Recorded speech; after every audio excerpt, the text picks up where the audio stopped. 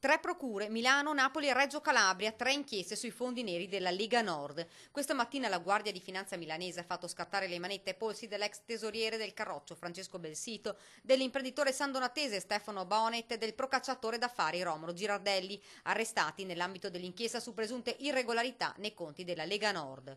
L'accusa è associazione a delinquere e truffa aggravata. L'inchiesta, partita dalla Procura di Milano, travolse un anno fa la Lega Nord, portando poco dopo alle dimissioni del senatore Umberto Bossi.